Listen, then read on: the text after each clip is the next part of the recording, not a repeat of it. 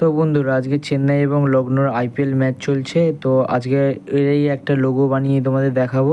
তোমরা যারা যারা এখনও পর্যন্ত চেন্নাইকে সাপোর্ট করছো তোমরা ইয়েলো হার্ট কমেন্ট করো, এবং যারা যারা লখনৌকে সাপোর্ট করছো তারা ব্লু হার্ট কমেন্ট করো।